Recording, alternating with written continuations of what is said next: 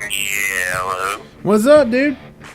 Hey, how's it going, buddy? Man, it's going pretty good. How are you doing? Oh, just been sitting here watching the snow today, man. Man, can you believe we've got snow? This is the first full day of spring. I know. Dude, And it's snowing. trekked out to the store already and got that milk and bread. I'm still technically on my diet, so I can't drink milk or bread. Oh, wow. How about beer? I can't do that either, man. Oh, man. Dude, all I can drink is like sparkling water and like seltzer water.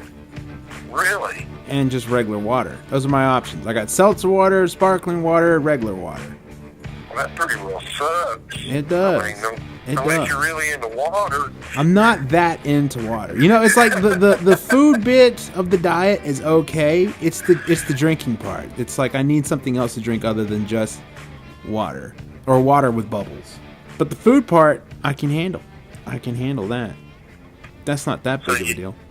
I got a couple of friends that just started a diet, and I can't remember what they said they were on now, but they're doing real well with it. Said, you know, the food's good and everything. Oh yeah. It's kind of like you gotta watch what you drink.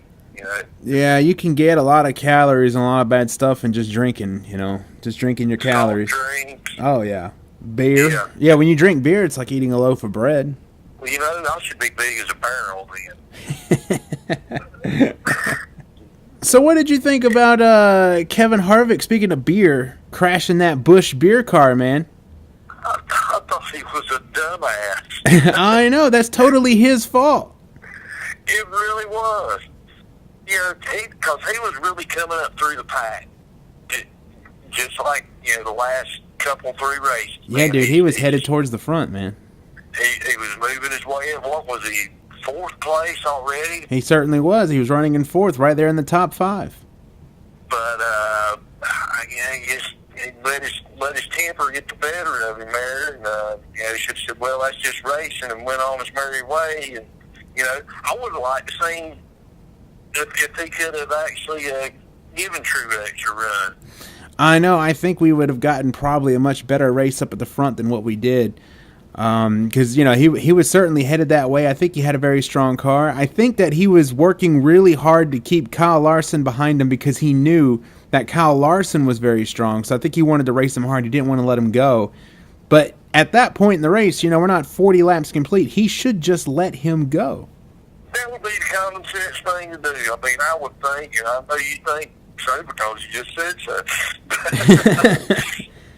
But yeah, you know, it was crazy. You know, we're not even in the end of the first stage yet. Yeah. And you're already getting down on somebody's door, man. Come on. I know. We got a long ways to go here. This is a 400-mile race, and they weren't but about 40 miles into it. Well, you know, maybe some of the junk they've been talking, you know, up in the booth about these 40-some-year-old racers. Yeah.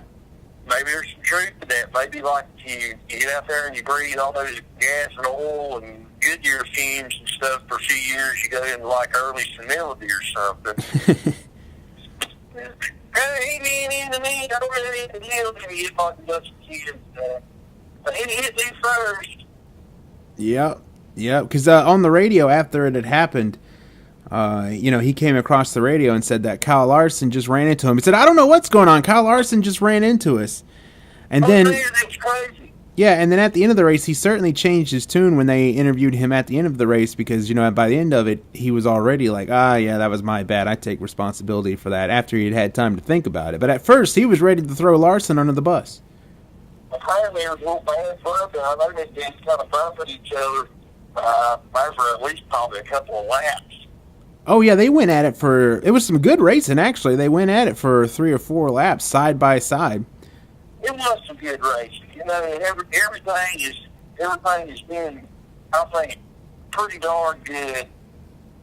Except for the finishes. Atlanta.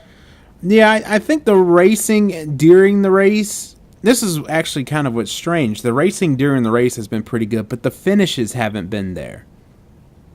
Every finish has been kind of a runaway with it, but the racing in the middle portion of the race has been good. But hey, you know, we had talked about last week that we felt that Toyota was gonna do well. You had even said that Martin Truex Jr. was gonna win the race. I had said Kyle Busch, and dang, we were pretty close. You were spot on the money.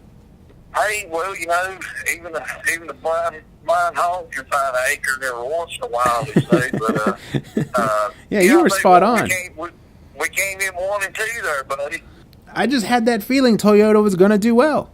And I guess I'll have to take back some things I said about Toyota, because apparently those things run like hell.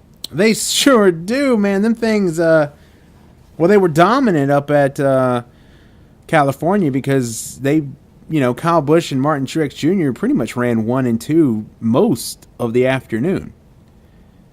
And even their teammate, Eric Jones, who in a Toyota, he ran in the top 10 all day long. I mean, them Toyotas are right up there. We've been so used to seeing the Fords dominate the races, but Toyota dominated this one. And I just had a feeling they would. I think, we had a Chevy up there, too, this week, didn't we? Kyle Larson, again, he's right now, he is the best of the Chevys. Kyle Larson is really getting the job done for Chevrolet right now, because he is always finishing right up there in the top 5. Of course, watching some ACC basketball or some, NCAA basketball over the weekend. Yeah. And so there's some inconsistencies there, especially with my team, who I'll let go names at this point in time, but they're in Sweet 16. So, but they have been really inconsistent all year, and it's just like they're up and down and up and down. But as far as like Morrison goes, get back on subject, he's like been consistently up there. He has. He's not winning, but he's up there, and I think he'll get that golden opportunity, and he gets that win, and he'll get him a taste of Sunoco. Oh yeah, I definitely think a win this year is coming. He did real well last year. He made the playoffs last year. He went pretty far in it. They had some engine trouble, which took him out of it. And I just have a feeling that this year's going to be different. I have a feeling he's definitely going to make the playoffs, and I think he could be in the top 4 when they get to Homestead. I just have that feeling. I had that feeling last year. It didn't happen, right. But I have that same feeling again. I think that Larson's going to be in the top 4. And one of these days, I feel like Larson could win a championship. Oh, absolutely.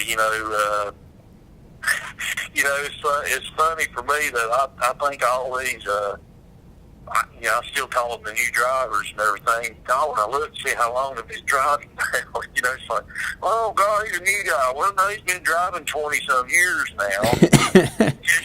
Yeah. Well, he's still a new guy to me. But,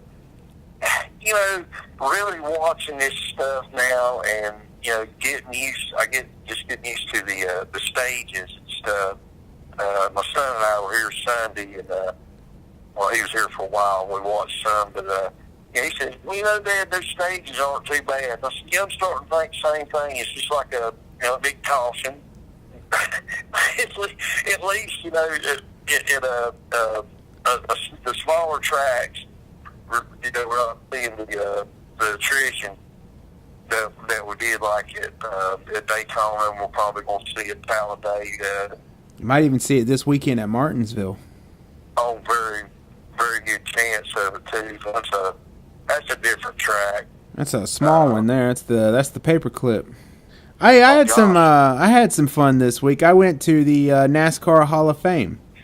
I think I saw some pictures you had posted on your Facebook. That was fun. If you haven't been to the NASCAR Hall of Fame, you got to go. I think every NASCAR fan should see it. It's like Disney World for NASCAR. Is that in downtown Charlotte? Oh gosh, okay. I think it's downtown Charlotte. I'm not even sure if I was uptown, downtown, where in the town. I was in Charlotte somewhere, and I went to it. It was good fun, man. And in fact, they had these simulator cars that you could get in. You get in them, and there's like a screen, and you get to drive the car on like a little video game, but you're inside a race car. Cool. And you're racing against everybody else. And I actually won the race. No kidding. That's right. I beat everybody else I was racing against. well, you're a professional. You do talk about it every week. Yeah, I climbed out of the car and I was ready for them to sign me up, and I had the third fastest lap time. Really? Yeah. You go, buddy. I know. I was like, all right, sign me up. Where do I join? Who wants to sign me? I'm ready to go. I got this. Hey, be careful what you wish for. I know. We were actually racing at Martinsville. That was the track you raced at, was Martinsville. So hey, I can win a race at Martinsville. Well, that's cool. Yeah. So that's not an easy track to win at. No. I will admit that a lot of my success came from everybody else just crashing into one another and not being able to do it. And I just kind of... You took care of the equipment, right? That's right. I mean, I didn't have a scratch on my piece, and I wound up winning the race, so... there you go. I think that had a lot to do with it. I was just very careful. Ran really solid lap times and kept my equipment together. You know what a race car driver's supposed to do. That's it, man. Just make sure you're there at the end of the race. Hey, well, congratulations, buddy. I know. I had fun. But yeah, it's great. They got all these cars there you can look at. Old cars from the beaches of Daytona. All kinds of memorabilia, driver suits, and trophies. And man, it's a really cool place. If you've never been, you should get out there. I'll have to get down there one day. I haven't been to Charlotte in years. It's a good reason to go. If you're a NASCAR fan, you got to make the pilgrimage to see it. It's not too far either. No, not from you anyway. That's not, what, an hour and a half? 2.5 hours, I think. Maybe. I think it's less than that. It's, well, for me... Do what? If I go up hit the interstate, I'm sure I could probably be there maybe an hour and a half. I think so, because it's on the interstate for me, it was 2 hours, so... Okay, well, I know I could make it an hour and a half then. Yeah, you're closer than I am to Charlotte. I've got to get to the interstate. It's a 30-minute drive to get out to the interstate. Well, it might be 2 hours for you. Take 85 down. That's what I did. I took 85. I got on 40 and took 85 the whole way. Yeah, I had to get on 421 and go to Greensboro and hit it up there. It'd take me about 30 minutes. But once you get out there, it's like NASCAR. Oh, yeah, you just fly down it. It's like a little Daytona. Yeah. Oh, yeah. I remember driving down to Atlanta. Well, it was actually Norcross, which is, just right north of Atlanta.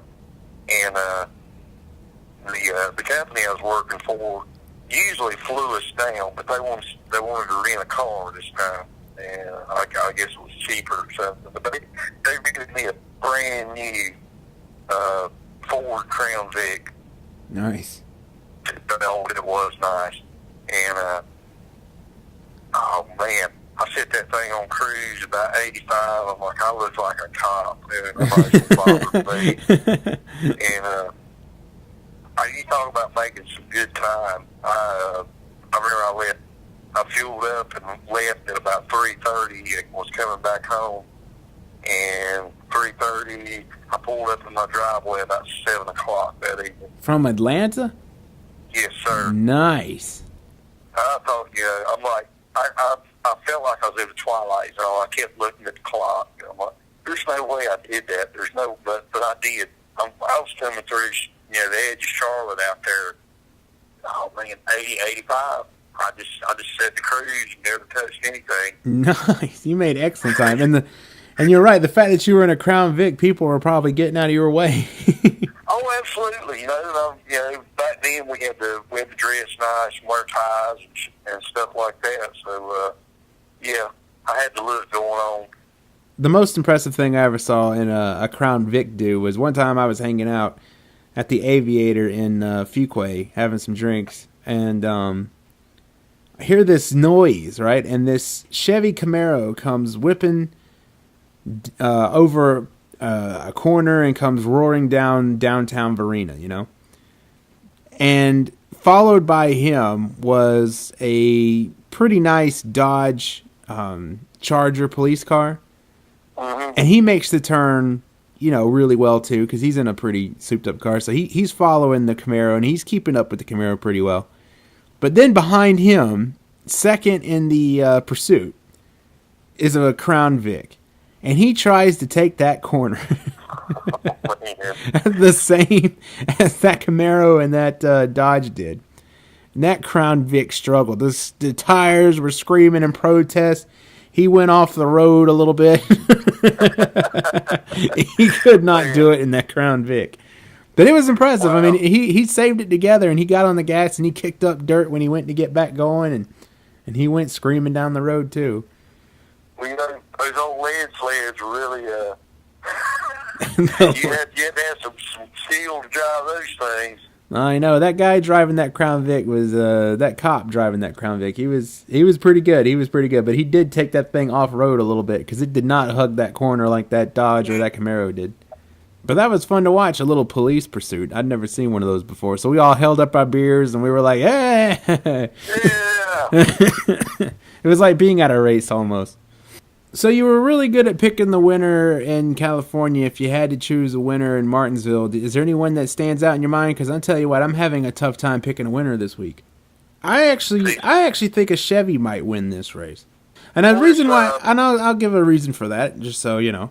But it's because the Fords at Phoenix lacked mechanical grip. And that means that they're probably not set up so well for the short track. So I don't think a Ford is going to do well at this track, just based on what I saw at Phoenix. But the Toyotas and the Chevys were really good, and I just feel like a Chevy is probably going to win this race. You think you man Larson? This week? I think so. I think Larson could do it. He had second last week, so yeah, and he's been running up in the top 5. I think Larson could do it. I actually think that Chase Elliott might have a very good week and turn some of this around. I think Chase Elliott could get up there and mix it up in his Chevy for Hendrick Motorsports. I'm thinking maybe I'm going to jump out there again. I'm going to say Kyle Busch or Jimmy Johnson. Jimmy Johnson, that's bold. I think he's going to turn it around. He could. He's really good at he's really good at Martinsville. He's got a really good record there. And that's 2 more Chevys, so I guess we're going to leave the Fords and Toyotas out of it this week. Because I'm with you, they did good on the long runs. Yeah, I think they may have disadvantage on short track. Watch Kevin Harvick win the whole thing, though. Oh, man. Watch him just start over again. There's always that possibility, and he could have been there Sunday, but who knows? I think Kevin Harvick is serious about winning a championship this year. I think he wants one. I think he wants another one. You know, if he'll just keep his temper in check. I know, it got the best of him. It got the best of him this week, but if he can keep it in check, he could go up there and win another race and start the whole process over again. Very well could.